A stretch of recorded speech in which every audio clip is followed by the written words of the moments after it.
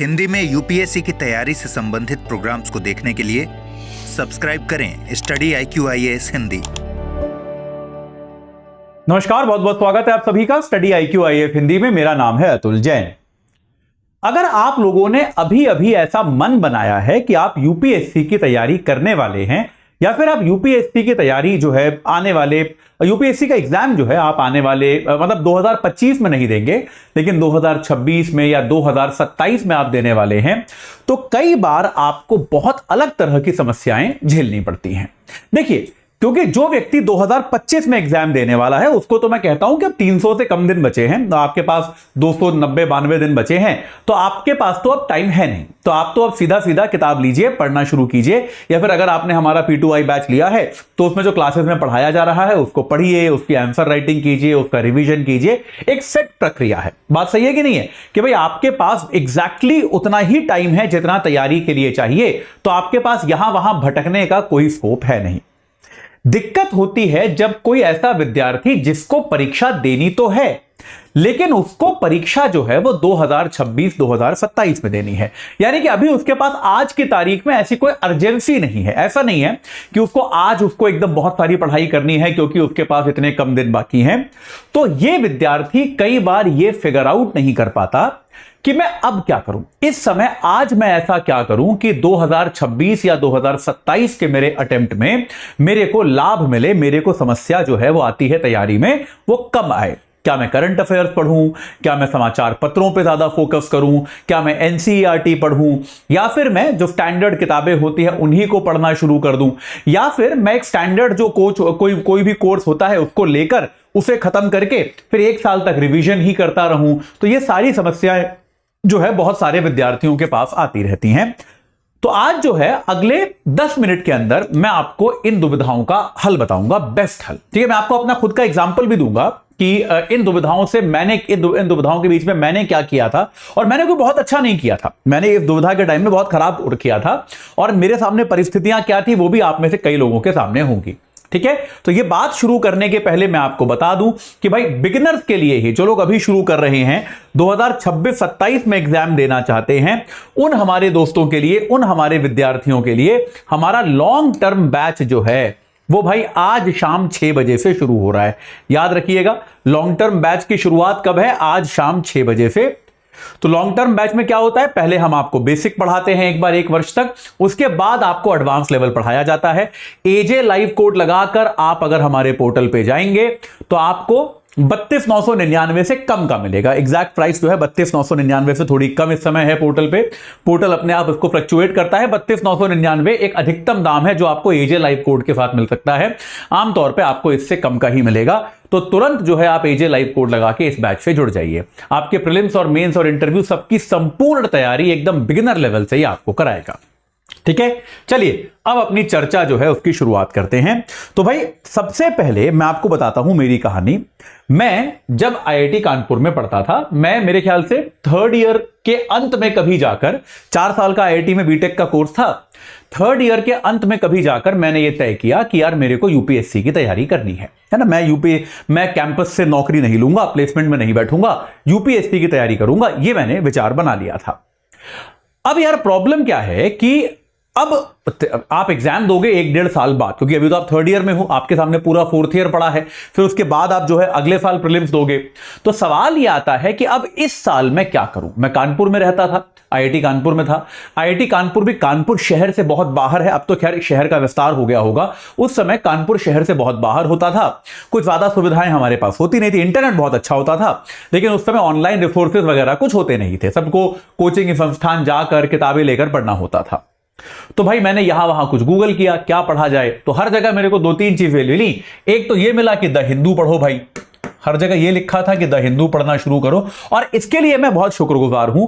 The Hindu पढ़ने की आदत जो मेरे को उस टाइम से लगी जब मैं IIT कानपुर में था, ये आदत आज तक है, और मैं मानता हूं कि मेरे जीवन में इस आदत ने बहुत ज्यादा पॉजिटिव योगदान दिया है।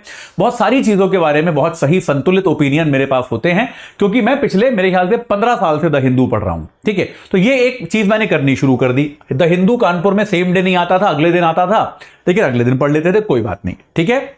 इसके अलावा अब मुझे मालूम चला कि भाई कुछ इतिहास, सबको लगता है कि इतिहास इजी होता है, शुरुआत में कहानी जैसा होता है, उसको पढ़ा जाए। तो मुझे मालूम चला कि जवाहरलाल नेहरू की डिस्कवरी ऑफ इंडिया बहुत अच्छी किताब है, भारत के बारे में जानने के लिए वो पढ़नी चाहिए। मैं IIT कानपुर के शॉपिंग सेंटर गया, इसे खरीद लाया। इसके बाद A.L. बाशम की एक किताब है the wonder that was India. मैंने सुना कि भाई ये बड़ी अच्छी किताब है, इस किताब को पढ़ लिया जाए। मैं ये दोनों किताबें खरीद लाया और इनको मैंने पढ़ना शुरू कर दिया। अब प्रॉब्लम क्या है यार, डिस्कवरी ऑफ इंडिया अगर आप में से किसी ने पढ़ी है, भारत एक खोज जिसे हिंदी में कहा जाता है, या फिर A.L. बाशम साहब की the wonder that was India, यार ये दोनों आसान किताबें नहीं हैं। प्रॉब्लम क्या है, ये और ना ही ये किताबें यूपीएससी एस्पिरेंट्स के लिए लिखी गई हैं। तो ये दोनों किताबें बहुत अच्छी हैं, बहुत शानदार किताबें हैं, दोनों बहुत ही शानदार लेखक हैं, जवाहरलाल नेहरू, A.L. बाशम, शानदार किताबें हैं, बहुत बढ़िया चीजें मेरे को सीखने को मिली। लेकिन उन चीजों से मुझे यूपीएससी की तैयारी में रत्ती भर भी फायदा नहीं हुआ, ना मैंने रत्ती भर भी सीखा। उस समय मुझे कुछ बहुत ज्यादा समझ में भी नहीं आया। मैं संघर्ष करता रहा इन किताबों को पढ़ने के लिए। मुश्किल किताबें थी, कठिन, इनकी जो है पृष्ठभूमि बड़ी कठिन थी, अंग्रेजी बड़ी कठिन थी, बहुत दिक्कत हुई पढ़ने में, लेकिन किसी तरह से मैंने संघर्ष कर करके पढ़ा। फिर जब मैं IIT से निकल गया और वास्तविकता में कोचिंग करने दिल्ली गया, तब मुझे पता चला कि ये सब करने की कोई जरूरत नहीं थी। ये सब करके मैंने कुछ सीखा नहीं। द हिंदू का लाभ था निश्चित तौर पे, लेकिन ये दोनों चीजें मैं अवॉइड कर सकता था। तो प्रॉब्लम क्या होती है, जब आपके पास बहुत सारा समय होता है, आपको लगता है कि यार बहुत टाइम है, अभी तो कर लेंगे तैयारी, तो आप जो है इस तरह की चीजें करना शुरू करते हो जो कि गैर जरूरी है। अब चलिए, आजकल इंटरनेट का जमाना है, आजकल ऑनलाइन का जमाना है, तो मैं क्या देखता हूं, हमारी क्लासेस में भी बहुत सारे विद्यार्थी क्या करते हैं, अनेक ऑनलाइन क्लासेस अटेंड करते रहते हैं। मैं अपनी हिंदू वाली क्लासेस में, अपनी हिंदू वाली क्लास जो मैं लेता हूं, कई बार मैं उसमें कमेंट पढ़ता हूं, तो मैं देखता हूं कुछ बच्चों को यार सारे टीचरों की सारी क्लासेस के बारे में पता है। मतलब केवल हमारे चैनल पे नहीं, हमारे चैनल पे वो सुबह मनीष की क्लास देख के आते हैं, इंडियन एक्सप्रेस की, बहुत अच्छी बात है, वो देखनी चाहिए। उसके बाद मेरी क्लास देखते हैं। इसके अलावा अन्य जो चैनल्स हैं उस पे भी कौन सा टीचर हिंदू पढ़ा रहा है, वो आज क्या पढ़ा रहा है, कल क्या पढ़ाया था, वो भी उसको पता है। यानी कि वो विद्यार्थी जो है वो सुबह से शाम तक हिंदू की ही बैठ के 6 क्लास कर रहा है। अब 5-6 घंटे आपने हिंदू की क्लासेस करने में लगा दिए। यार अखबार तो सेम ही है, थोड़ा बहुत इंटरप्रिटेशन का फर्क होगा, मैं कोई अलग खबरें पढ़ाऊंगा, कोई दूसरा टीचर कुछ अलग खबर पढ़ाएगा, लेकिन मेजर खबरें तो एक ही रहेंगी। क्या यह समय का एक सही उपयोग है? यह समय का सही उपयोग नहीं है।